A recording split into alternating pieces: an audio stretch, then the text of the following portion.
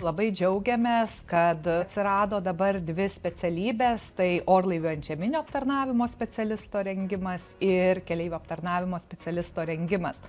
Jeigu konkrečiai kalbėtumėme apie orlaivio antžeminio aptarnavimo specialisto poziciją, tai viskas, kas susijęs su lėktuvo aptarnavimu ant žemės, tai būtų orlaivio pasitikimas, išleidimas, visų veiksmų prie orlaivio koordinavimas, krovinių bagažo iškrovimas iš orlaivių, pakrovimas, kuro užpilimas, kita keleivių aptarnavimas oro uostuose.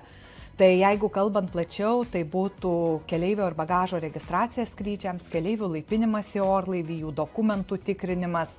Taip pat šios specialybės darbuotojai užsiima bilietų pardavimais, perrašymais, keitimais, kai skrydžiai vėluoja, užsilaiko. Ir taip pat aptarnaujame atvykstančius keleivius. Tai atvykstančių keleivių pasitikimas, darbas su dingusiu bagažu, dingusio bagažo bylų pildymas, taip pat, sakykime, ribotos judėsenos asmenų aptarnavimas. Tai tikrai labai platus spektras yra. Litkargus įmonė, taip pat ir kitos aviacinės įmonės stipriai susidūrė su darbuotojų poreikiu. Matydami poreikį, kad taip pat antžeminio aptarnavimo įmonės artimiausiais metais planuoja priimti 200 darbuotojų.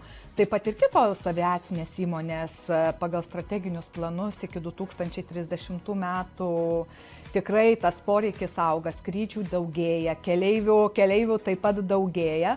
Ir atsirado tas poreikis, kad pradėtų mokymo įstaigos rengti specialistus, kad jau įmonėje integracija būtų mažesnė. Kviečiu nepabijoti, daugiau pasidomėti ir studijuoti Techin mokymo centre.